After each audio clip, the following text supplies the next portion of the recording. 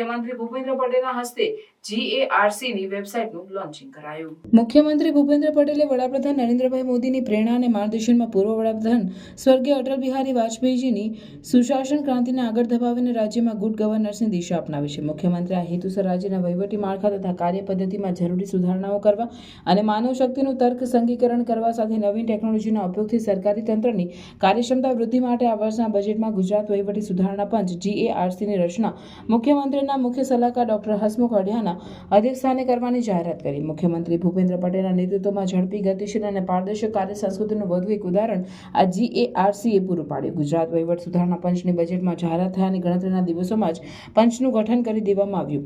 એટલું જ નહીં, ડોક્ટર હસમુખ અઢિયાની અધ્યક્ષતામાં આ GARCએ જાહેરાત થયાના એક જ મહિનામાં પોતાનો પ્રથમ ભલામણ અહેવાલ મુખ્યમંત્રી ભૂપેન્દ્ર પટેલને મંગળવારે ગાંધીનગરમાં સુપરત કર્યો। GARCએ મુખ્યમંત્રી ભૂપેન્દ્ર પટેલને પોતાના આ પ્રથમ ભલામણ અહેવાલમાં રાજ્યની વહીવટી કાર્ય સંસ્કૃતિ માટે ખૂબ અસરકારક ભલામણો સરકારને કરી છે।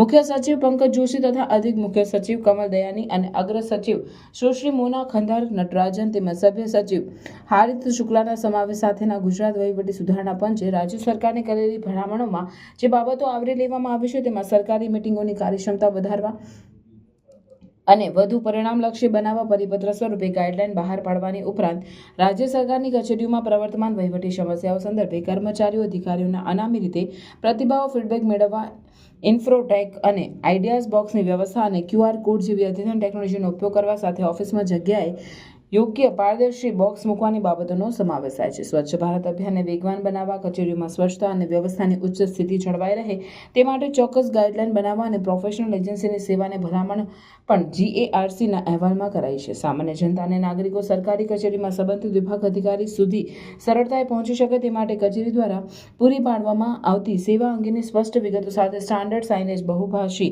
લખાણમાં રાખવાની ભલામણ આ અહેવાલમાં કરવામાં આવેલી છે। મુખ્યમંત્રી ભૂપેન્દ્ર પટેલે GARCના પંચની નવી વેબસાઇટ પણ લોન્ચ કરી હતી। GARCએ રાજ્ય સરકારને કરેલા સહિતની ભલામણોનો પ્રથમ અહેવાલ પંચની વેબસાઇટ પર ઉપલબ્ધ કરવામાં આવ્યો છે।